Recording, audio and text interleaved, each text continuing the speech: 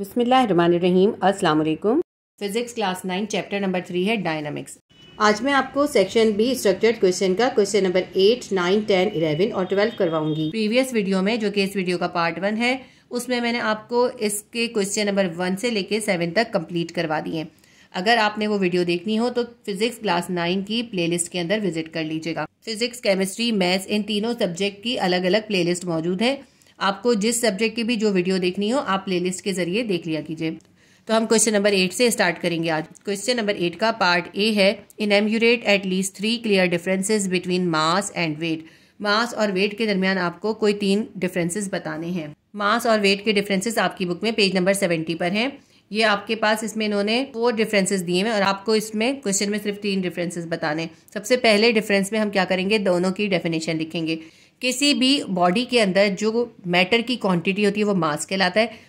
किसी बॉडी के ऊपर जितनी ग्रेविटेशनल फोर्स एक्ट कर रही होती है वो उसका वेट कहलाता है। यानी किसी बॉडी को जितनी ग्रेविटेशनल फोर्स के साथ ज़मीन अपनी तरफ अट्रैक्ट करती है वो वेट होता है। किसी ऑब्जेक्ट का मास जितना होगा एक जगह पे वो दूसरी जगह पे भी उतना ही होगा, ये कांस्टेंट रहता है। जबकि वेट जो है वो चेंज होता जाता है, ग्रेविटी के हिसाब से वेट चेंज हो जाता है। वेट डिपेंड करता है ग्रेविटी पे। जब ग्रेविटी चेंज हो जाती है तो वेट भी चेंज हो जाता है। अगर ऐसी जगह पे जाते हैं जहाँ की ग्रेविटी चेंज होती है तो उस बॉडी का वेट भी चेंज हो जाता है। अर्थ के ऊपर भी मुख्तलिफ जगहों पर ग्रेविटी के फर्क होता है, इसीलिए एक ही बॉडी का वेट जो होता है मुख्तलिफ जगहों पे मुख्तलिफ आ सकता है। इसके अलावा मास की यूनिट होता है किलोग्राम और वेट का यूनिट होता है न्यूटन। हमेशा हम वेट को पहचानते हैं न्यूटन से और मास के साथ हमेशा किलोग्राम होता है। मास को मेजर करने के लिए 2-3 तरह के बैलेंस यूज किए जाते हैं, जैसे पेन बैलेंस है, ट्रिपल बीम बैलेंस है या लिवर बैलेंस है। जबकि वेट को मेजर करने के लिए स्प्रिंग बैलेंस यूज किया जाता है। अब मैं आपको पढ़ के बताती हूँ आपने कैसे लिखना है।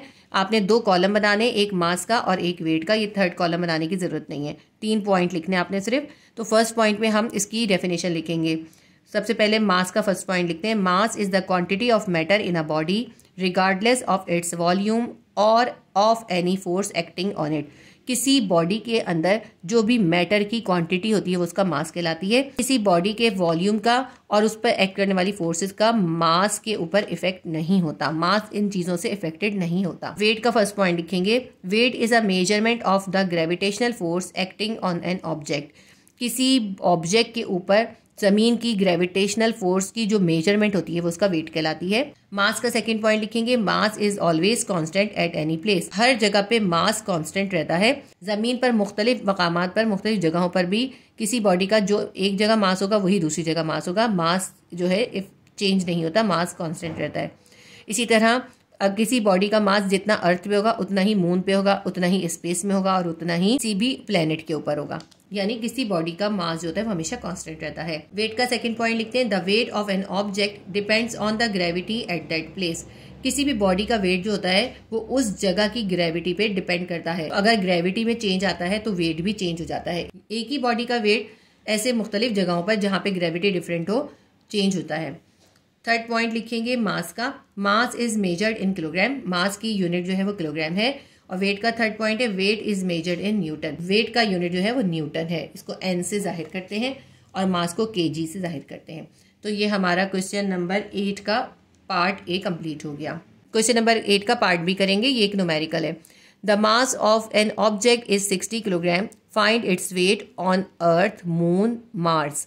देखिए, एक ऑब्जेक्ट है जिसका मास 60 किलोग्राम है। आपने उसका वजन मालूम करना है, वेट फाइंड करना है अर्थ पर, मून पर और मार्स पर। Assume the acceleration due to gravity on Earth. इसमें इन्होंने हमें एक्सेलरेशन दिया है या यूं कह लें ग्रेविटेशनल एक्सेलरेशन दिया है। अर्थ के ऊपर कितना है 9.8 मीटर पर सेकेंड स्क्वायर। ये ग्रेविटेशनल एक्सेलरेशन मून के ऊपर 1.6 मीटर पर सेकेंड स्क्वायर है और मार्स के ऊपर 3.7 मीटर पर सेकेंड स्क्वायर है। देखिए, एक बॉडी का मास तो हर जगह कांस्टेंट रहता है। यह अभी हमने इसके पार्ट ए के अंदर पढ़ा। इसका मतलब है अर्थ हो, मून हो या मार्स हो, सब जगह पे मास 60 ही रहेगा।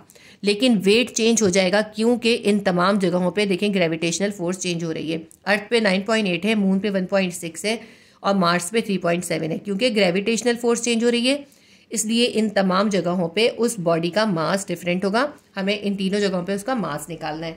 तो हम न्यूमेरिकल को सॉल्व करते हैं। क्वेश्चन नंबर 8 का पार्ट बी का न्यूमेरिकल करते हैं। सबसे पहले हम डेटा बना लेते हैं। मास ऑफ द ऑब्जेक्ट को हम स्मॉल m से जाहिर करेंगे। उस ऑब्जेक्ट का mass small m is equal to 60 kilogram है। अब हमें ग्रेविटी ऑफ अर्थ गिवन है, इसको हम स्मॉल g और e से जाहिर करेंगे, क्योंकि हमें देखिए सबकी ग्रेविटेशनल फोर्स गिवन है। तो हम यहाँ पे डिफ्रेंशिएट करने के लिए जी ई लिखेंगे, यानी ग्रेविटेशनल ऑन अर्थ कितना है 9.8 metre per second square. Gravity on moon, moon पे ग्रेविटी कितनी है, इसको हम जी और स्मॉल m से जाहिर करेंगे, will be equals to 1.6 metre per second square. इसके बाद हम लिखेंगे ग्रेविटी ऑन मार्स, इसको हम जी कैपिटल M से जाहिर करेंगे। ग्रेविटी ऑन मार्स कितनी है, वो है 3.7 मीटर पर सेकेंड स्क्वायर। हमने इनको डिफरेंशिएट करने के लिए ये सिंबल्स लिखे हैं कि हमने इसके साथ जी कैपिटल ई लिख दिया, इसके साथ स्मॉल m और इसके साथ कैपिटल M। आप ये चेंज करके भी लिख सकते हैं, ये आपकी मर्जी पर है। इसके बाद हमें फाइंड क्या करना है, हम ये लिख लेते हैं वेट ऑन अर्थ, हमें WE यानी कैपिटल E इसलिए लिखे अर्थ के लिए। वेट ऑन अर्थ को हम WE से जाहिर करेंगे, हमें फाइंड करना है। वेट ऑन मून, इसको हम W स्मॉल m से जाहिर करेंगे, ये हमें फाइंड करना है। वेट ऑन मार्स, इसको हम W कैपिटल M से जाहिर करेंगे, ये भी हमें फाइंड करना है। तो सबसे पहले हम ऐसा करते हैं WE फाइंड करते हैं। किसी भी चीज का वेट निकालने का फॉर्मूला होता है W is equals to mg। इसके अंदर फॉर्मूले को थोड़ा सा चेंज कर देंगे, हम लिखेंगे WE is equals to mge। W यानी वेट ऑन अर्थ फाइंड करते हैं उस ऑब्जेक्ट का। मास कांस्टेंट है, स्मॉल m हमारे पास है 60 किलोग्राम, ये हर जगह कांस्टेंट रहेगा। 60 किलोग्राम हमने लिख लिया मास, मल्टीप्लाई करेंगे GE से, यानी ग्रेविटेशन ऑन अर्थ कितना था 9.8 मीटर पर सेकेंड स्क्वायर। 60 को 9.8 मीटर पर सेकेंड स्क्वायर से हम मल्टीप्लाई करेंगे, हमारे पास आंसर आ जाएगा 588 न्यूटन। वेट का यूनिट न्यूटन होता है, 588 न्यूटन हमारे पास इसका आंसर आ गया। वेट ऑन अर्थ हमारे पास आ गया 588 न्यूटन। अब इसके बाद हम निकालते हैं वेट ऑन मून, यानी W स्मॉल m हम फाइंड करेंगे। तो हम इसको इक्वेशन को भी चेंज कर देंगे, हम लिखेंगे W small m will be equals to mgm। WM यानी वेट ऑन मून हम फाइंड कर रहे हैं। मास हर जगह पे सेम रहेगा, मास हमारे पास है 60 kg, और इसको हम ग्रेविटेशन ऑन मून से मल्टीप्लाई करेंगे। ग्रेविटेशन ऑन मून हमें गिवन है 1.6, तो हम यहाँ इसको 60 को 1.6 से मल्टीप्लाई कर देंगे, हमारे पास 96 आ जाएगा। तो हम लिख देते हैं weight on moon will be equals to 96 newton. ये हमारे पास सेकंड आंसर आ गया। थर्ड हमें वेट ऑन मार्स यानी W कैपिटल M फाइंड करना है, तो इसकी इक्वेशन बन जाएगी W capital M will be equals to mg capital M। तो W कैपिटल M यानी वेट ऑन मार्स हम फाइंड कर रहे हैं। मास ऑफ द ऑब्जेक्ट है हमारे पास है 60 kg, हम 60 लिख लेंगे, और G कैपिटल M यानी ग्रेविटेशन ऑन मार्स कितना हमारे पास है, वो है 3.7। तो हम 60 को 3.7 से मल्टीप्लाई कर देंगे। 60 को हम 3.7 से मल्टीप्लाई करेंगे, हमारे पास आंसर आएगा 222 Newton is the third answer. ठीक है, ये हमारा न्यूमेरिकल सॉल्व हो गया। देखें कितना इजी न्यूमेरिकल था, बिल्कुल डिफिकल्ट न्यूमेरिकल नहीं है। क्वेश्चन नंबर 8 का पार्ट A और B हमारे दोनों हो गए। क्वेश्चन नंबर 9 का पार्ट A है define the forces acting on an object in circular motion. Circular path पे मोशन करने वाली ऑब्जेक्ट पे जो फोर्सेज एक्ट करती हैं वो हमें बतानी है। क्वेश्चन नंबर 9 के पार्ट A का आंसर लिखेंगे when a body moves in circular path the two forces act on it. अगर कोई बॉडी सर्कुलर पैथ पे मूव कर रही होती है तो उस पर दो फोर्सेज एक्ट करती हैं। Number 1 is centripetal force and number 2 is centrifugal force. सबसे पहले सेंट्रीपिटल फोर्स डिफाइन करते हैं। The force which keep a body to move on a circular path is called centripetal force. वो फोर्स जिसकी वजह से कोई बॉडी सर्कुलर पैथ पर मूव करती है वो सेंट्रीपिटल फोर्स कहलाती है। It is denoted by FC, इसको FC से जाहिर करते हैं। It is always directed towards centre of circular path. इसकी डायरेक्शन हमेशा सेंटर की तरफ होती है। जो भी सर्कुलर पैथ होगा ना उसके सेंटर की तरफ इस फोर्स की डायरेक्शन होती है। ये सेंट्रीपिटल फोर्स वो फोर्स होती है जिसकी वजह से कोई भी बॉडी सर्कुलर पैथ पर मूव करती है और इसकी डायरेक्शन उस सर्कुलर पैथ के जिसपे बॉडी मूव कर रही है उसके सेंटर की तरफ होती है, हमेशा उसके सेंटर की तरफ होती है। It depends upon 3 factors. ये सेंट्रीपिटल फोर्स 3 फैक्टर्स पे डिपेंड करती है। फर्स्ट फैक्टर है the velocity of the object यानी v, उस ऑब्जेक्ट की जो वेलोसिटी होगी वो। सेकंड फैक्टर होता है the object distance from centre r। Object जिस सर्कुलर पैथ पे मूव कर रही होती है उस ऑब्जेक्ट का सर्कुलर पैथ के सेंटर के साथ जो डिस्टेंस होता है वो कहलाता है स्मॉल r, और जो सेंट्रीपिटल फोर्स होती है वो स्मॉल r पे भी डिपेंड करती है। थर्ड फैक्टर है the mass of the object, और ये सेंट्रीपिटल फोर्स किसी ऑब्जेक्ट के मास पे डिपेंड करती है। जब मास चेंज होता है तो सेंट्रीपिटल फोर्स भी चेंज हो जाती है। इसी तरह r पे और v पे भी डिपेंड करती है। ये सेंट्रीपिटल फोर्स 3 चीज़ों पे डिपेंड करती है। एक तो वेलोसिटी ऑफ द ऑब्जेक्ट, दूसरा रेडियस कह लें या फिर ऑब्जेक्ट का सेंटर के साथ जो डिस्टेंस होता है स्मॉल r उस पर, और तीसरा उस ऑब्जेक्ट के मास पर। तो इस रिलेशन को टोटली कैसे लिखते हैं, Fc यानी centripetal force is equals to mv² upon r। ठीक है, m क्या है, मास ऑफ द ऑब्जेक्ट, और v² यानी वेलोसिटी, डिवाइडेड बाय r क्या है, रेडियस। इसका मतलब ये हुआ कि ये सेंट्रीपिटल फोर्स Fc ऑब्जेक्ट के मास और ऑब्जेक्ट की वेलोसिटी के डायरेक्टली प्रोपोर्शन है। अगर ये दोनों चीज़ें बढ़ती हैं तो Fc भी बढ़ जाती है, सेंट्रीपिटल फोर्स भी बढ़ जाती है, लेकिन रेडियस के इन्वर्स प्रोपोर्शन है। ये Fc, ये सेंट्रीपिटल फोर्स रेडियस के इन्वर्स प्रोपोर्शन है। ऑब्जेक्ट का उस सर्कुलर पैथ के सेंटर से डिस्टेंस अगर ज़्यादा होगा तो सेंट्रीपिटल फोर्स कम होगी, और ये डिस्टेंस अगर कम होगा यानी रेडियस कम होगा तो सेंट्रीपिटल फोर्स ज़्यादा होगी।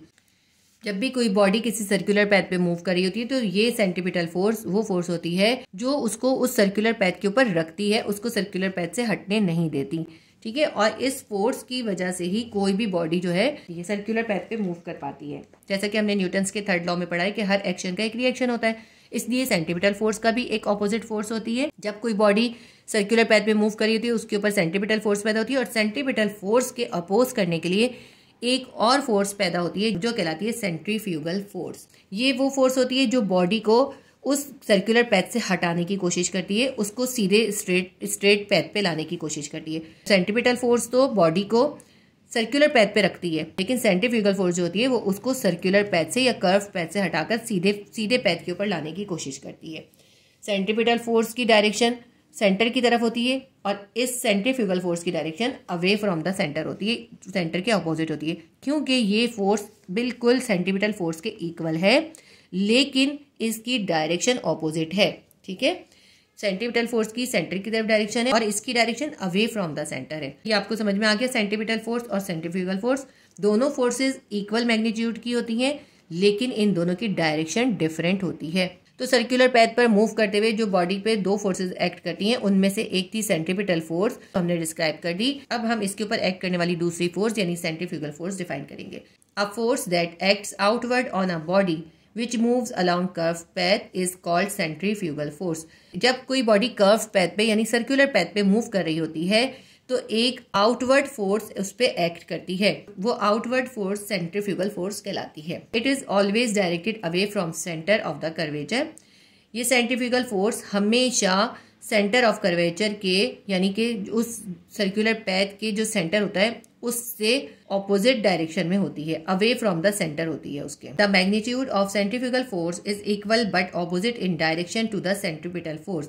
ये सेंट्रीफ्यूगल फोर्स होती है बिल्कुल सेंट्रीपिटल फोर्स के इक्वल होती है, लेकिन इसकी डायरेक्शन सेंट्रीपिटल फोर्स के ऑपोजिट होती है। सेंट्रीपिटल फोर्स की डायरेक्शन जो होती है टूवर्ड्स सेंटर होती है, और जबकि सेंट्रीफ्यूगल फोर्स की डायरेक्शन जो है वो अवे फ्रॉम सेंटर होती है। ठीक है, तो ये हमने किसी सर्कुलर पैथ पर मूव करने वाली बॉडी पर एक्ट करने वाली दोनों फोर्सेस डिस्क्राइब कर दी।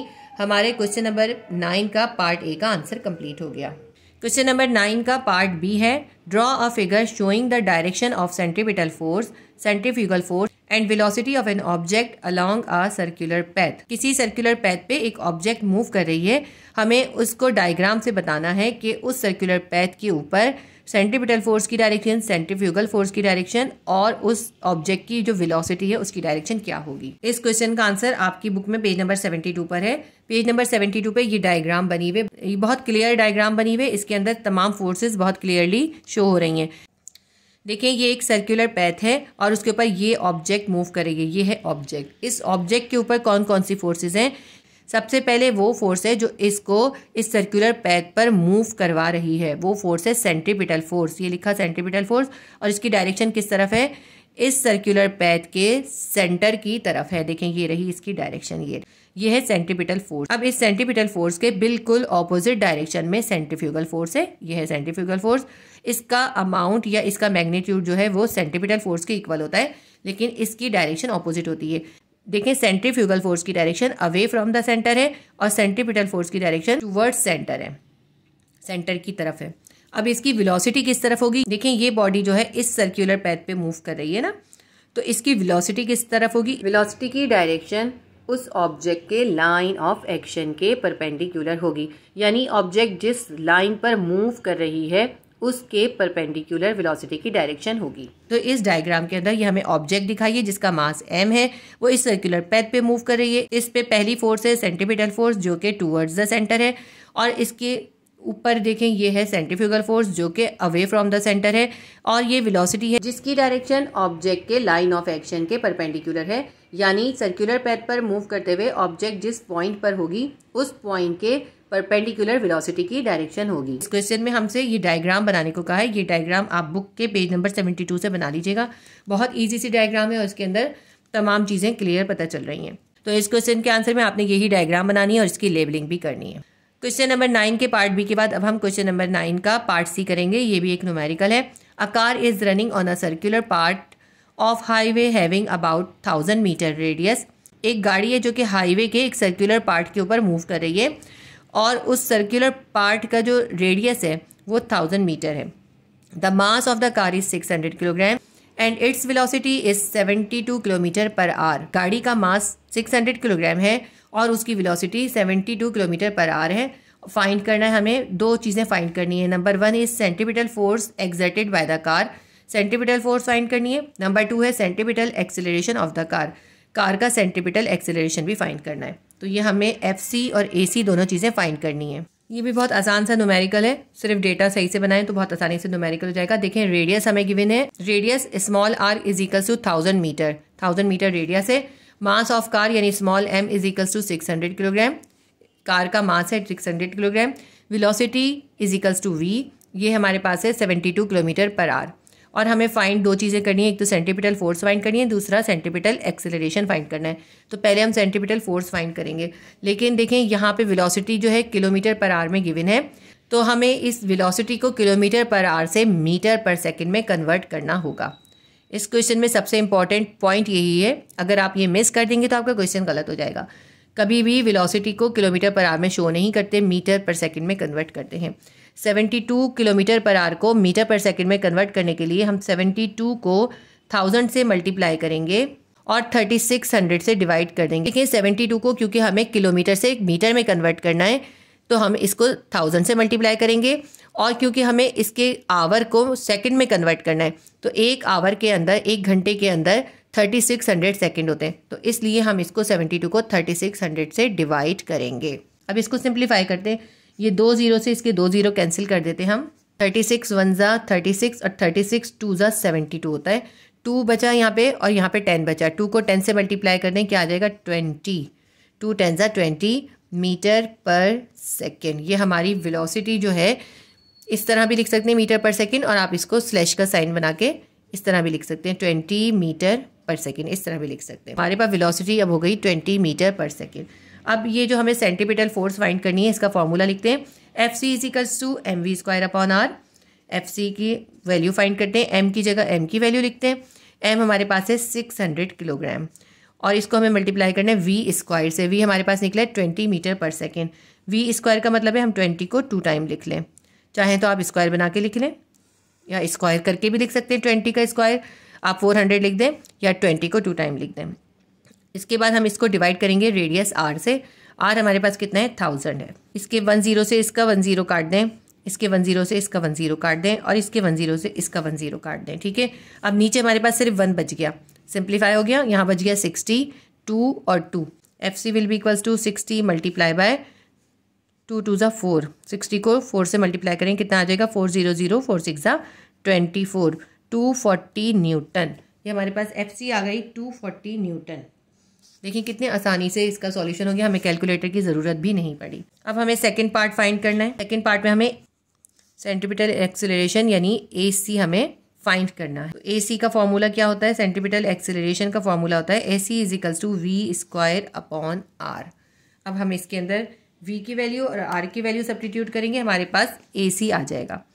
AC will be equals to V की वैल्यू हमारे पास कितनी थी 20 20 मल्टीप्लाई बाय 20 क्योंकि V पे स्क्वायर है, और R कितना है रेडियस हमारे पास है 1000 हम रेडियस लिख देते। 0 से 0 काट दिया, इसके भी 0 से ये 0 काट दिया। अब यहाँ पे 2 1 जा 2, 2 5 जा 10। हमारे पास AC की वैल्यू आ गई है 2/5। हमारे पास AC की वैल्यू आ गई 2/5। 2 को 5 से डिवाइड कर दें तो हमारे पास आ जाएगा 0 0.4 मीटर पर सेकेंड स्क्वायर। ये हमारे पास AC यानी सेंट्रीपिटल एक्सेलरेशन भी आ गया। हमें दो चीज़ें फाइंड करने को कही थी, इसका रिजल्ट लिख लेते हैं। रिजल्ट में हमें जो दो चीज़ें फाइंड करनी थी वो हम लिख लेते हैं। Centripetal force will be equals to कितनी होगी 240 न्यूटन, और सेकंड हमें चीज़ फाइंड करनी थी centripetal acceleration 0.4 metre per second square. तो हमने रिजल्ट लिख लिया। जो हमें पहली चीज़ फाइंड करनी थी वो थी centripetal force. Centripetal force is equals to 240 newton है। दूसरा हमें सेंट्रीपिटल एक्सेलरेशन फाइंड करना था। सेंट्रीपिटल एक्सेलरेशन जो है 0.4 मीटर पर सेकेंड स्क्वायर है। तो ये दोनों हमारे आंसर आ गए। हमारे क्वेश्चन नंबर 9 का पार्ट C कंप्लीट हो गया।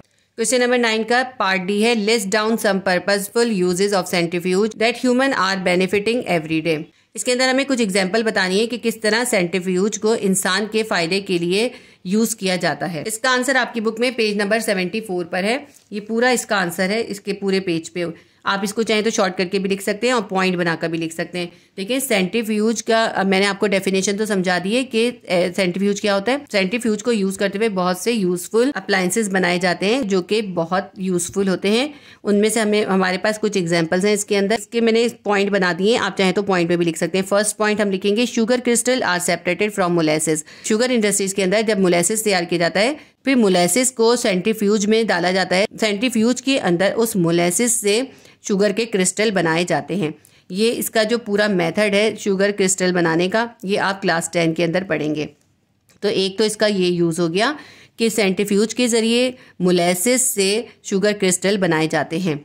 सेकेंड इसका यूज़ है, blood analysis is carried out through a centrifuge process in laboratory. Laboratory के अंदर सेंट्रीफ्यूज प्रोसेस के ज़रिए ब्लड का एनालिसिस किया जाता है। जो ब्लड टेस्ट किए जाते हैं ना, उसमें से सब चीज़ें सेपरेट की जाती हैं, तो उसमें से सेपरेट करने के लिए सेंट्रीफ्यूज का प्रोसेस यूज़ किया जाता है। थर्ड हम इसका यूज़ लिखेंगे, cream separator is use to separate the cream from skimmed milk. Cream separator के अंदर सेंट्रीफ्यूज के ज़रिए ही क्रीम को स्किम्ड मिल्क से सेपरेट करा जाता है। ठीक है, ये 3 यूज़ हो गए। चौथा ये लिख रहे हैं आप, gas centrifuge is use for separation of isotope. एक खास सेंट्रीफ्यूज होता है जो गैस सेंट्रीफ्यूज होता है, और उसको आइसोटोप्स को सेपरेट करने के लिए यूज़ किया जाता है। ये भी एक मोस्ट इंपॉर्टेंट यूज़ है। ये 4 यूज़ हो गए। 5वां यूज़ आप रोड बैंकिंग लिख सकते हैं। द आउटर एज और bank of the road is raise to certain height at the curve path of road. Road के जो भी कर्व पार्ट होते हैं उनके अंदर रोड को थोड़ा सा तिरछा करके बनाया जाता है। थोड़ा देखें इस तरह से होते हैं, ये ऐसे सीधे नहीं होते, थोड़ा ऐसे होते हैं, सेंटर की तरफ होते हैं। जहाँ पे रोड के कर्व पाथ होते हैं वहाँ पर रोड को थोड़ा सा रेज्ड या ऊंचा कर दिया जाता है। This provide the centripetal force against the tyres of vehicles, hints prevent from skidding. इससे क्या होता है, इससे टायर्स और व्हीकल्स के दरमियान सेंट्रीपिटल फोर्स प्रोवाइड होती है, जिससे की वजह से गाड़ियाँ जो होती हैं स्किड होने से महफूज रहती हैं और कंट्रोल में रहती हैं। ठीक है, तो ये हमारा 5th यूज़ हो गया। आप अगर चाहें तो 6th यूज़ आप ये ड्रायर का भी लिख सकते हैं। लेकिन अगर इसके अंदर सिर्फ 3 यूजेस लिखने के लिए आते हैं तो फिर आप ये थोड़े से जो है इसके अंदर डिफाइन करिएगा। रोड बैंकिंग का, क्रीम सेपरेटर का और ड्रायर का थोड़ा सा डिफाइन कर दीजिएगा इसके अंदर। और अगर क्रीम सेपरेटर का लिखना हो तो आप यहाँ वैन से लेके लास्ट तक लिख लीजिएगा। वही इसके अंदर भी सेंट्रीफ्यूज का प्रोसेस यूज़ होता है, और ड्रायर मशीन जो होती है कपड़े सुखाने की, उसके अंदर भी, ड्रायर के अंदर भी सेंट्रीफ्यूज का प्रोसेस ही यूज़ होता है। लेकिन इसका हम थोड़ा सा आपको डिफाइन कर देते हैं। Now a days built in dryers available in most of washing machine. आजकल ज़्यादातर वॉशिंग मशीन्स के अंदर ड्रायर अवेलेबल होते हैं। It spins the wet cloth. ये जो होते हैं ड्रायर्स स्पिन करते हैं गीले कपड़ों को, क्योंकि हम इसमें गीले कपड़े डालते हैं तो वो तेज़ी से इसको गोल घुमाती है। Hence the water droplets are thrown away from the perforated wall of the dryer and clothes get dry instantly. जब उसको मशीन गोल गोल कपड़ों को घुमाती है तो सेंट्रीपिटल फोर्स से जो होते हैं वो सेंटर में घूमते हैं, लेकिन सेंट्रीफ्यूगल फोर्स जो होती है वो उन कपड़ों को मशीन की दीवार की तरफ पुल करती है, जिससे क्या होता है, कपड़ों में से सारा पानी निकल जाता है। ड्रायर के अंदर जो सुराख होते हैं उनके जरिए ये पानी जो होता है वो बाहर निकल जाता है। इस तरह कपड़े ड्राई हो जाते हैं। ठीक है, ये ड्रायर हो गया। तो अगर आपने इसको सिर्फ शॉर्ट में पॉइंट लिखने हो तो आप 4 पॉइंट लिखिएगा। 5वां पॉइंट रोड बैंकिंग का और 6ठा पॉइंट ड्रायर का लिख दीजिएगा। लेकिन अगर आपने सिर्फ 3 लिखने हो तो 3 में आप ये रोड बैंकिंग डिफाइन कीजिएगा, क्रीम सेपरेटर का यहाँ वैन से लेके ट्यूब तक डिफाइन कीजिएगा, और ये ड्रायर का डिफाइन कीजिएगा, ये पूरा। ठीक है, तो इससे थोड़ा सा ये लेंदी हो जाएगा। ये ज़रूर देखा कीजिए कि आपका क्वेश्चन कितने मार्क्स का है और शॉर्ट में आ रहा है या लॉन्ग में आ रहा है। तो अगर लॉन्ग में ये क्वेश्चन आता है तो फिर आपको ये सारा ही डिफाइन करना चाहिए, लेकिन अगर शॉर्ट में आता है तो आप ये पॉइंट बना के भी लिख देंगे तो भी काफ़ी है। अगर सिर्फ 3 पॉइंट लिखने हो तो फिर ये थोड़े से डिफाइन कीजिएगा तीनों पॉइंट्स। तो मैंने आपको सारे पॉइंट्स भी समझा दिया और ये भी समझा दिया कि आपने क्वेश्चन को देखकर उसका आंसर लिखना है। हमेशा क्वेश्चन को ध्यान से पढ़ा करें और ये भी देखा करें कि उस क्वेश्चन के नंबर कितने हैं। जितने उसके नंबर हो उस हिसाब से आप उसका आंसर लिखा करें। अगर आप शॉर्ट के अंदर ये पूरा इतने बड़े बड़े आंसर लिख देंगे तो यूजलेस होगा ये बिल्कुल। इससे आपके नंबर नहीं बढ़ते बल्कि टाइम ज़ाया होता है और लॉन्ग क्वेश्चन के लिए टाइम नहीं बचता। तो जो लॉन्ग क्वेश्चन है उनको आप ज़्यादा अच्छी तरह डिफाइन किया करें, शॉर्ट क्वेश्चन को शॉर्टली ही लिखा करें। देखिए, मैं कोशिश करती हूँ कि आपको एग्जाम के हिसाब से भी थोड़ा गाइड करती चलूँ, इसलिए आप वीडियो को पूरा देखा करें और ध्यान से देखा करें ताकि आपका कोई भी इंपॉर्टेंट पॉइंट मिस ना हो। तो ये हमारा क्वेश्चन नंबर 9 का पार्ट डी भी कंप्लीट हो गया। अब इसके बाद हम क्वेश्चन नंबर 10 करेंगे। क्वेश्चन नंबर 10 का पार्ट ए है, what is force of friction, explain with 2 examples from daily life. हमें फोर्स ऑफ फ्रिक्शन डिफाइन करनी है और फिर इसकी 2 एग्जांपल्स देनी है। इस क्वेश्चन का आंसर आपकी बुक में पेज नंबर 75 पर है। पहले मैं आपको समझा देती हूँ फ्रिक्शन क्या है, फिर मैं आपको मार्क करवाती हूँ। देखिए, कोई भी 2 मटेरियल या कोई भी 2 सरफेसेस जो कि आपस में कांटेक्ट में हो, या यूँ कह लें कि कोई भी 2 चीज़ें जो आपस में कांटेक्ट में हो, उनके दरमियान जो फोर्स होती है फ्रिक्शन की फोर्स। ये फ्रिक्शन की फोर्स उनके रफनेस या डिफॉर्मेशन की वजह से होती है। ठीक है, अगर ज़्यादा रफनेस होगी तो ज़्यादा फ्रिक्शन होगी, कम रफनेस होगी तो कम फ्रिक्शन होगी। अब मैं आपको बताती हूँ आपने कहाँ से लिखना है। आप यहाँ फ्रिक्शन से कॉन्टैक्ट तक लिखेंगे, उसके बाद ये जो हाईलाइटेड है ये पूरा लिखेंगे। Friction is a contact force caused by the roughness और deformation of materials in contact. Friction एक कॉन्टैक्ट फोर्स है जो कि 2 मटेरियल्स जो आपस में कांटेक्ट हों उनकी रफनेस या डिफॉर्मेशन की वजह से पैदा होती है। इसके बाद यहाँ नीचे से लिखेंगे, the force that resist relative motion between 2 surfaces is called friction. 2 surfaces जो आपस में कांटेक्ट में हो उनके अंदर मोशन को जो फोर्स रेजिस्ट करती है वो फ्रिक्शन की फोर्स होती है। यानी कि कोई 2 बॉडीज अगर जब आपस में कांटेक्ट में हो उनके अंदर मोशन पैदा किया जा रहा हो तो एक रेजिस्टेंस की फोर्स होती है जो उस मोशन को रोकती है, वो फोर्स होती है फ्रिक्शन की फोर्स। जैसे ये पेन इस बुक पे रखा है तो ये दोनों चीज़ें आपस में कांटेक्ट में हैं। अगर हम इसमें से किसी एक चीज़ को मूव करेंगे तो इनके दरमियान में फ्रिक्शन की फोर्स होगी जो इनकी मूवमेंट को अपोज करेगी, उनकी मूवमेंट को रेजिस्ट करेगी। जैसे अगर हम इसको पुश करते हैं आगे की तरफ, हमें एक रफनेस फील होती है, इजीली मूव नहीं होता। इसको मूव करने में जो हमें रफनेस फील हो रही है वो फ्रिक्शन की फोर्स है। ये फ्रिक्शन की फोर्स जो होती है ये रफनेस और डिफॉर्मेशन की वजह से होती है। ठीक है, इसीलिए अगर किसी चीज़ के अंदर रफनेस नहीं होती और वो स्मूथ होती है तो उसके अंदर फ्रिक्शन फोर्स नहीं होती, वो स्लिपरी हो जाती है। अब आपने फ्रिक्शन से लेके कांटेक्ट तक लिखा, फिर द फोर्स से लेके फ्रिक्शन तक लिखा, ये डेफिनेशन हो गई। इसके बाद आप थोड़ा सा और आगे लिखेंगे। अब आप लिखेंगे F S is directly proportion to R. ये जो फ्रिक्शन की फोर्स है ये रिएक्शन की फोर्स के डायरेक्टली प्रोपोर्शन होती है।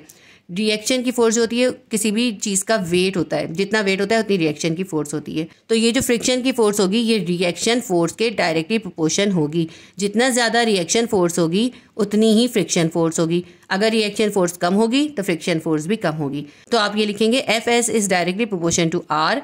The ratio between limiting friction and normal reaction is constant that is represent by coefficient of friction mu. अब हम इस प्रोपोर्शन का साइन जब हटाएंगे, इक्वल डालेंगे, तो यहाँ पे हमें एक कांस्टेंट डालना होगा। इसके अंदर हम कांस्टेंट लेते हैं म्यू और ये होता है कोएफिशिएंट ऑफ फ्रिक्शन। अब हम कैसे लिखेंगे, एफ एस प्रोपोर्शन की जगह हम डाल देंगे इक्वल और कांस्टेंट की जगह हम डाल देंगे म्यू और ये आर लिख लेंगे। ठीक है, अब ये बन गया F S is equals to mu R. हमने प्रोपोर्शन का साइन हटा के इक्वल लिखा है, इसलिए हमने कोएफिशिएंट ऑफ फ्रिक्शन म्यू इसके अंदर ऐड करा है।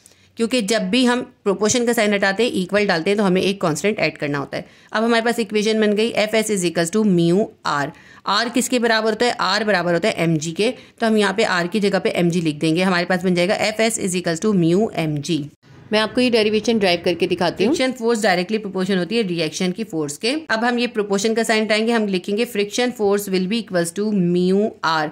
म्यू क्या है, mu is the constant of coefficient of friction. Mu is the coefficient of friction. Mu जो है वो कांस्टेंट है और ये कोएफिशिएंट ऑफ फ्रिक्शन कहलाता है। अब ये जो R है ये W के बराबर होता है। R will be equals to W। जो बॉडी मूव कर रही होगी उसका जितना वेट होगा वो ही उतनी ही रिएक्शन की फोर्स होगी। रिएक्शन की फोर्स होगी W के बराबर और W बराबर होता है mg के। तो यहाँ R की जगह हम mg लिख देंगे। तो हमारे पास फ्रिक्शन फोर्स हो जाएगी Fs will be equals to mu R की जगह आ जाएगा mg। ये हमारे पास फ्रिक्शन फोर्स की इक्वेशन ड्राइव हो गई, ठीक है। F S is equals to mu M G. तो आपने फ्रिक्शन की डेफिनेशन लिखने के बाद ये छोटी सी एक डेरिवेशन भी लिखनी है और आपने ये मेंशन कर देना है कि म्यू जो है वो कांस्टेंट है और ये कोएफिशिएंट ऑफ फ्रिक्शन है, ठीक है। फ्रिक्शन की डेफिनेशन के बाद मैं आपको इसकी एग्जाम्पल बता देती हूँ। आपकी बुक में पेज नंबर 78 पर इसके बहुत से एडवांटेजेस हैं। आप इसमें से कोई भी 2 एग्जाम्पल दे सकते हैं। तो पहली एग्जाम्पल हम ये लिख सकते हैं, friction enables us to walk on ground.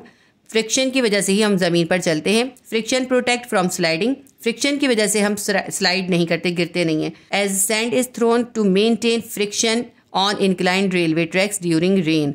जब बारिश हो रही होती है तो रेलवे ट्रैक्स के ऊपर सैंड या मट्टी डाल दी जाती है। वो किस लिए डाली जाती है? वो फ्रिक्शन पैदा करने के लिए डाली जाती है, क्योंकि बारिश की वजह से रेलवे लाइन जो होती हैं वो स्लिपरी हो रही होती हैं पानी की वजह से, इसलिए उन पर सैंड डाल दी जाती है। सैंड डालने से क्या होता है? सैंड की डालने की वजह से रफनेस होती है और रफनेस से फ्रिक्शन प्रोड्यूस होती है और फ्रिक्शन जो होती है वो स्लाइड करने से बचाती है। ये हमने कॉमन एग्जाम्पल देखी है कि जो भी स्लिपरी जगह होती है वहाँ पे फ्रिक्शन खत्म करने के लिए हम सैंड थ्रो कर देते हैं।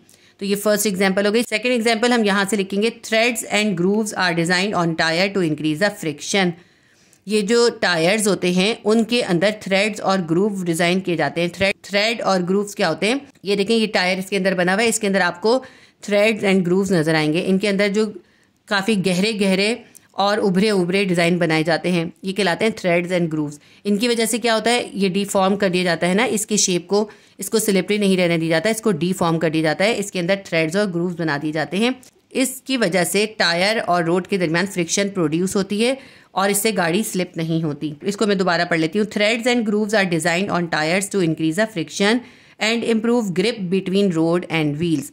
थ्रेड और ग्रूव्स जो हैं वो टायर्स के ऊपर डिज़ाइन किए जाते हैं, जिससे फ्रिक्शन इंक्रीज हो जाती है और रोड और व्हील के दरमियान ग्रिप भी अच्छी हो जाती है, ग्रिप भी बेहतर हो जाती है और व्हील्स जो होते हैं वो रोड पे स्लाइड नहीं करते और गाड़ी भी कंट्रोल रहती है, ठीक है। ये हमने 2 एग्जाम्पल बता दी फ्रिक्शन की। पहली एग्जाम्पल फ्रिक्शन से लेके रेन तक लिखनी है और दूसरी एग्जाम्पल थ्रेड से लेके व्हील्स तक लिखनी है। इसके आगे एक एंटी लॉक ब्रेकिंग सिस्टम या ABS की एग्जाम्पल है, ये भी आप इसके अंदर एग्जाम्पल दे सकते हैं। ये भी बहुत अच्छी एग्जाम्पल है, क्योंकि इसका आगे अलग से क्वेश्चन है, इसलिए मैंने ये एग्जाम्पल इसमें नहीं लिखवाई। आप चाहें तो एक एग्जाम्पल ये भी इसके अंदर दे सकते हैं। तो ये हमारा क्वेश्चन नंबर 10 का पार्ट A कंप्लीट हो गया।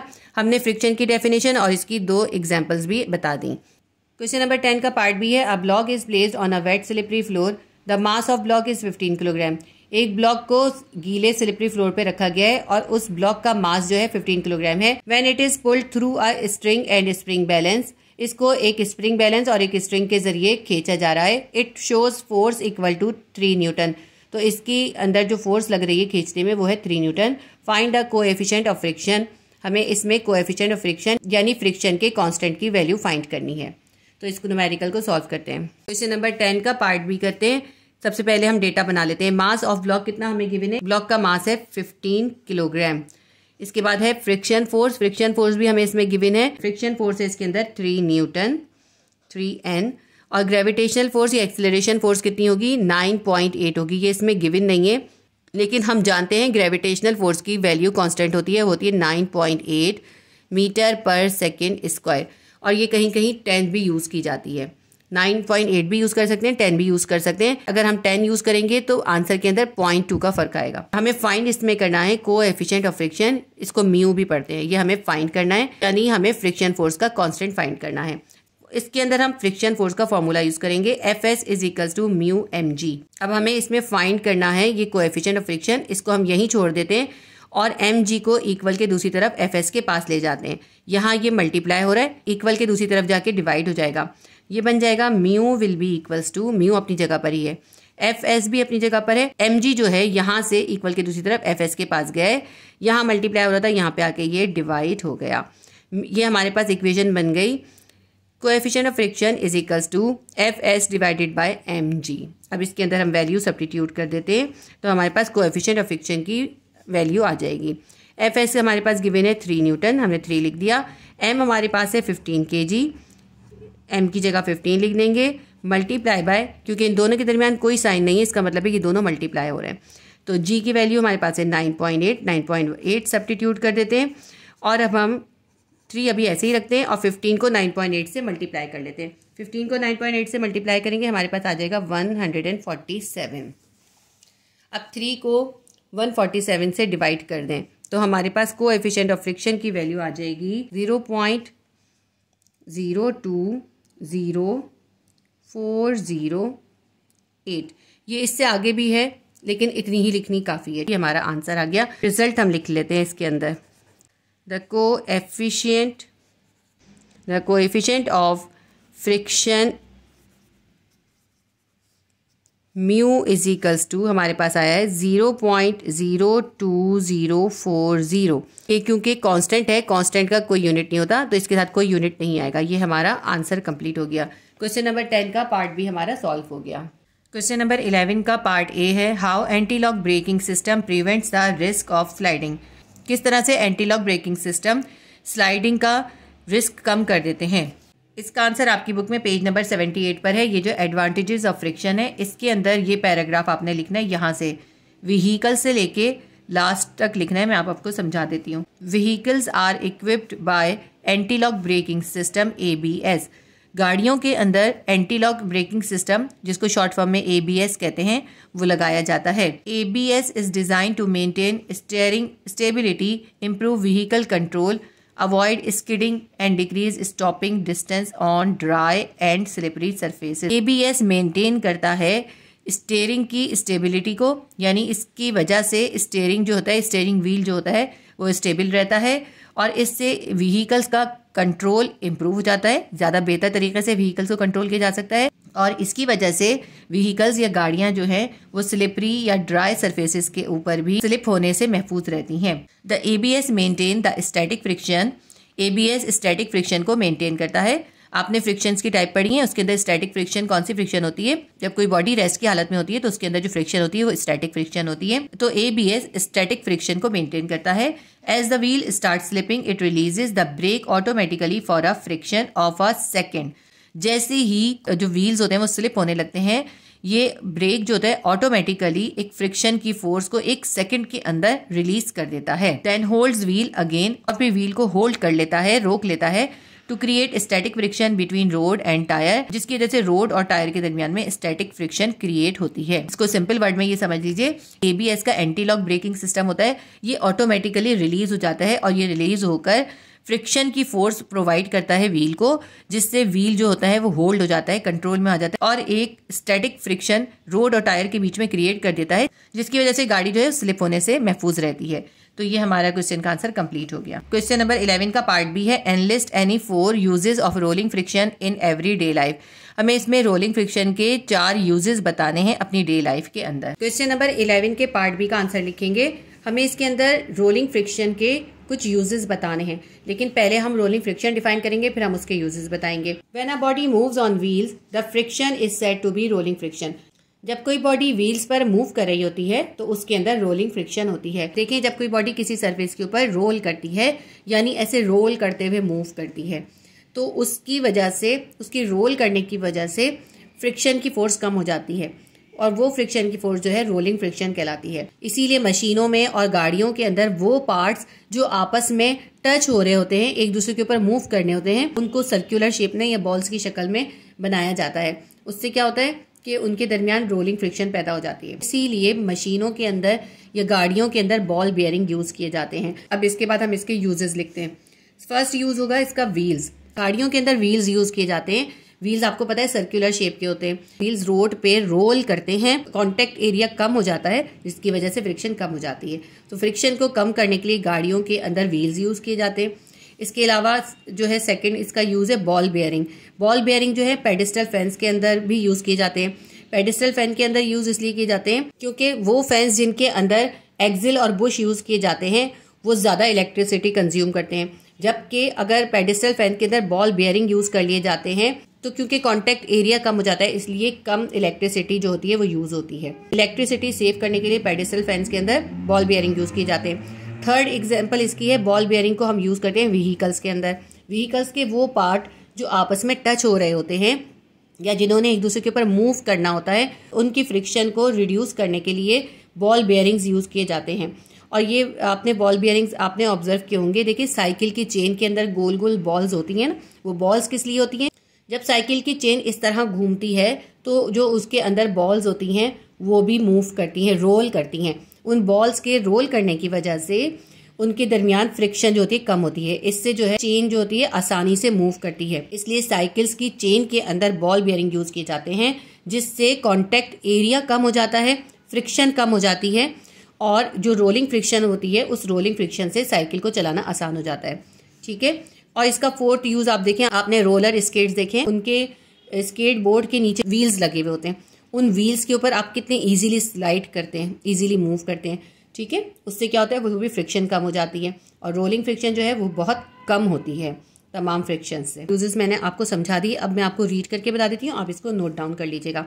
फर्स्ट इसका हम यूज लिखेंगे, wheels are use in vehicles. Vehicles के अंदर व्हील्स यूज किए जाते हैं। So a moving vehicles experience rolling friction on its wheel. तो जब कोई व्हीकल चल रही होती है, कोई भी गाड़ी चल रही होती है, तो उस गाड़ी के व्हील्स और रोड के दरमियान में रोलिंग फ्रिक्शन होती है, इसकी वजह से गाड़ी इजीली मूव करती है। सेकंड यूज लिखेंगे, ball bearing are use in pedestal fans to save a lot of electricity. Pedestal fan के अंदर बॉल बेयरिंग यूज किए जाते हैं, जिससे कॉन्टैक्ट एरिया कम हो जाता है और इलेक्ट्रिसिटी सेव होती है।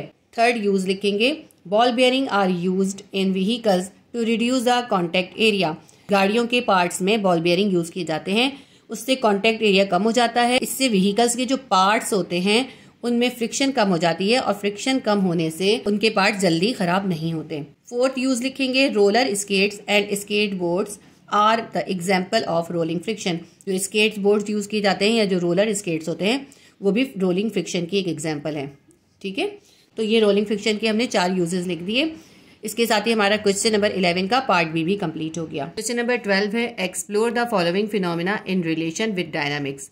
आपको ये कुछ फिनोमिनाज दिए हैं, आपने इनको डायनामिक्स के रिलेशन में एक्सप्लेन करना है। क्वेश्चन नंबर 12 का पार्ट ए है, when air filled balloon is release. जब हवा से भरे हुए बलून को रिलीज किया जाता है तो क्या होता है। हमने देखा है कि जब किसी बलून में एयर भरी हुई हो और उसकी एयर को रिलीज कर दें, यानी उससे हवा बाहर निकाल दें, तो वो बलून सीधा ऊपर की तरफ जाता है। हमें इसकी रीज़न बतानी है। इसकी रीज़न ये होती है कि जब बलून में से एयर बाहर की तरफ निकलती है तो वो आउटसाइड एयर को नीचे की तरफ पुश करती है, यानी वो उस पर फोर्स लगाती है। और न्यूटन्स के थर्ड लॉ के अकॉर्डिंग हर एक्शन का रिएक्शन होता है, जिसका मैग्नीट्यूड सेम होता है मगर डायरेक्शन डिफरेंट होती है।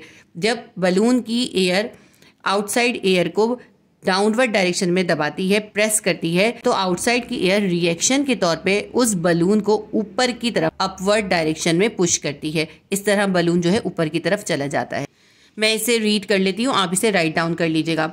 When air filled balloon is released it push the air downward. जब हवा से भरे हुए बलून को रिलीज किया जाता है तो वो इर्द गिर्द की हवा को नीचे की तरफ दबाता है। So the air pushes it in upward direction. तो जो आउटसाइड एयर होती है वो उसको ऊपर की डायरेक्शन में पुश करती है, according to Newton's third law of motion. और ये सब न्यूटन्स के थर्ड लॉ के अकॉर्डिंग होता है। Every action has a reaction with same magnitude but in different direction. Newton के लॉ के अकॉर्डिंग हर एक्शन का रिएक्शन होता है, जिसका मैग्नीट्यूड तो सेम होता है मगर उसकी डायरेक्शन डिफरेंट होती है। क्योंकि बलून से निकलने वाली एयर ने आउटसाइड एयर को नीचे की तरफ पुश किया है, डाउनवर्ड पुश किया है, तो आउटसाइड एयर जो है वो उसे अपवर्ड डायरेक्शन में पुश करती है। So the balloon go upward in the air. इसलिए बलून हवा में ऊपर की तरफ जाता है। एक दफ़ा और रीड कर देती हूँ, आप लिख लीजिए इसे। When air filled balloon is released it push the air downward, so the air pushes it in upward direction. According to Newton's third law of motion, every action has a reaction with same magnitude but in different direction. So the balloon go upward in the air. तो ये first reason हो गई। Second reason हम करेंगे, question number 12 का part B है, riding a bicycle needs continuous pedalling. जब हम बाइसाइकिल चला रहे होते हैं तो हमें उसकी मुस्तकिल पैडलिंग करनी होती है, क्योंकि हम अपने पैरों से पैडल्स को चलाते हैं तो बाइसाइकिल आगे बढ़ती है। हमें इसको एक्सप्लेन करना है डायनामिक्स के अकॉर्डिंग। जब हम बाइसाइकिल चलाते हैं तो हम पैडल के ऊपर अपने पैरों से फोर्स अप्लाई करते हैं, और हमने न्यूटन का सेकेंड लॉ ऑफ मोशन पढ़ा है। न्यूटन के सेकेंड लॉ ऑफ मोशन के अकॉर्डिंग जब किसी चीज़ पे फोर्स अप्लाई होती है तो उस फोर्स की डायरेक्शन में ही उसके अंदर एक्सेलरेशन पैदा होता है। तो जब हम पैडलिंग कर रहे हैं, अपने पैरों की फोर्स उस पे पैडल पे अप्लाई कर रहे हैं, तो एक्सीलरेशन प्रोड्यूस हो रहा है जो कि फोर्स की डायरेक्शन में है। इसलिए उस एक्सीलरेशन की वजह से बाइसाइकिल जो है वो आगे मूव करती है। जब हम पैडलिंग करना छोड़ देंगे, अपने पैरों की फोर्स को पैडल्स पे अप्लाई करना छोड़ देंगे, तो एक्सीलरेशन भी नहीं प्रोड्यूस होगा। जब एक्सीलरेशन प्रोड्यूस नहीं होगा तो बाइसाइकिल आहिस्ता आहिस्ता स्लो होकर रुक जाती है। तो इससे पता चला कि बाइसाइकिल चलाने के लिए पैडलिंग इसलिए ज़रूरी है कि अगर हम अपने पैरों की फोर्स अप्लाई नहीं करेंगे तो एक्सीलरेशन ही प्रोड्यूस नहीं होगा, और एक्सीलरेशन प्रोड्यूस नहीं होगा तो बाइसाइकिल आगे नहीं बढ़ेगी। अब मैं इसको रीड कर देती हूँ, आप इसे नोट डाउन कर लें। When a rider pedal the bicycle he apply a force on pedal. जब राइडर बाइसाइकिल पर पेडलिंग करता है तो वो एक फोर्स पेडल पर अप्लाई करता है, विच produce acceleration in the direction of force, जो कि उसी फोर्स की डायरेक्शन में एक्सीलरेशन को प्रोड्यूस करती है, according to Newton second law of motion. और ये बिल्कुल न्यूटन के सेकेंड लॉ के अकॉर्डिंग होता है। न्यूटन का सेकेंड लॉ यही है, जब किसी चीज़ पे फोर्स अप्लाई की जाएगी तो उसके अंदर उसी फोर्स की डायरेक्शन में एक्सीलरेशन प्रोड्यूस होगा। So the bicycle moves forward due to the acceleration when the force of foot is applied through pedal. तो जब पैरों से फोर्स पेडल पर अप्लाई होती है तो बाइसाइकिल एक्सीलरेशन की वजह से आगे मूव करती है। If pedalling stop bicycle will stop. अगर पेडलिंग रोक देंगे तो बाइसाइकिल भी स्टॉप हो जाएगी, क्योंकि फोर्स अप्लाई करना ख़त्म हो जाएगा, एक्सीलरेशन प्रोड्यूस नहीं होगा और बाइसाइकिल आगे नहीं बढ़ेगी। एक बार और मैं इसको स्लोली रीड कर देती हूँ, आप लिख लीजिए। When a rider pedal the bicycle he apply a force on pedal which produce acceleration in the direction of force according to Newton second law of motion. So the bicycle moves forward due to the acceleration when the force of foot is applied through pedal. If pedaling stop, bicycle will stop. Question number 12 का part सी है, the biker riding in the death well.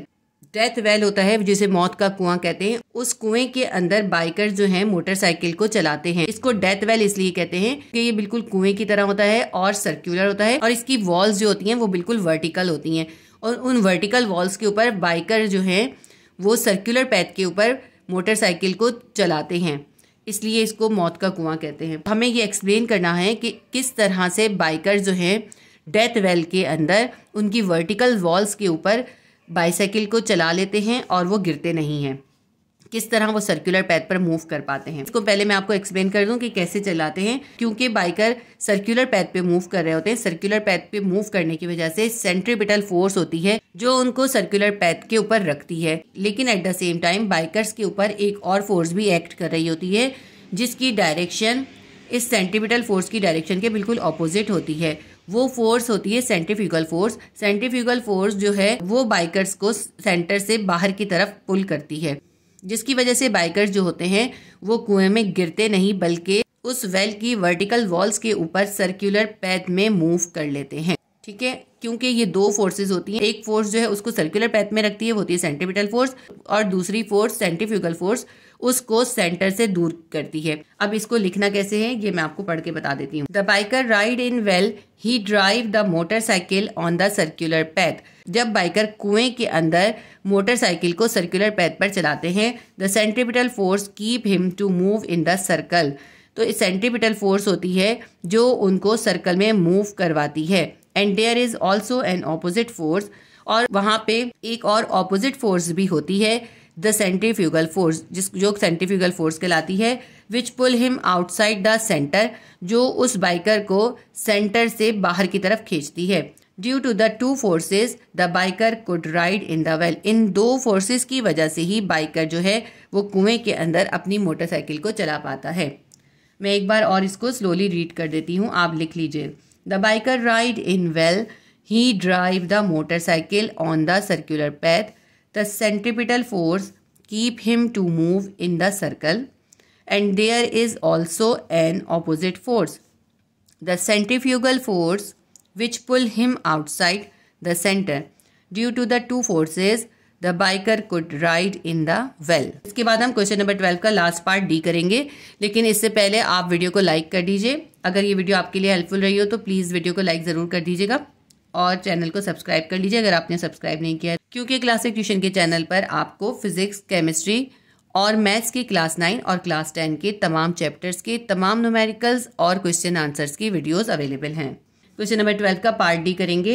You always feel pull back when you pull on your school bag or some heavier object. जब आप अपने school bag को अपने shoulder के ऊपर लेते हैं या खींचते हैं तो आपको एक पीछे की तरफ झटका महसूस होता है। तो आपने इसकी रीजन बतानी है कि ऐसा क्यों फील होता है। देखिए, जब भी हम किसी चीज पे फोर्स एक्सर्ट करते हैं ना तो हमें उसका रिएक्शन मिलता है, क्योंकि न्यूटन के थर्ड लॉ के according every action has a reaction. तो जब हम फोर्स अप्लाई करते हैं तो वही फोर्स हमारे ऊपर वो चीज़ अप्लाई करती है। तो जब हम बैग्स को पुल करते हैं अपनी तरफ तो हम असल में उसके ऊपर एक फोर्स अप्लाई करते हैं जो हमारी डायरेक्शन में होती है। तो रिएक्शन के तौर पे तो न्यूटन्स के थर्ड लॉ के अकॉर्डिंग वो ऑब्जेक्ट भी हमारे ऊपर उतनी ही फोर्स अप्लाई करती है, लेकिन उसकी डायरेक्शन डिफरेंट होती है। तो इसलिए उस रिएक्शन की फोर्स की वजह से हमें एक झटका सा पीछे की तरफ फील होता है। अब मैं इसको रीड करती हूँ, आप राइट डाउन कर लीजिएगा। When we pull something towards ourselves we exert a force. जब हम किसी चीज़ को अपनी तरफ खींचते हैं तो हम उसके ऊपर एक फोर्स लगाते हैं। According to Newton's third law of motion, every action has a reaction with same magnitude but in opposite direction. Newton के थर्ड लॉ के अकॉर्डिंग हर एक्शन का एक रिएक्शन होता है जिसका मैग्नीट्यूड तो सेम होता है मगर उसकी डायरेक्शन ऑपोजिट होती है।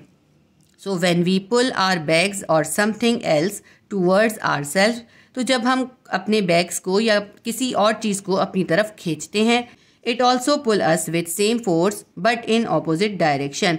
तो वो भी हमें उसी सेम फोर्स से पुल करते हैं मगर ऑपोजिट डायरेक्शन में पुल करते हैं। Thus we feel pull back in reaction. इसलिए हम रिएक्शन में पुल बैक यानी पीछे की तरफ एक फोर्स फील करते हैं। मैं इसको आपके लिए एक बार और स्लोली रीड कर देती हूँ। When we pull something towards ourselves we exert a force according to Newton's third law of motion. Every action has a reaction with same magnitude but in opposite direction.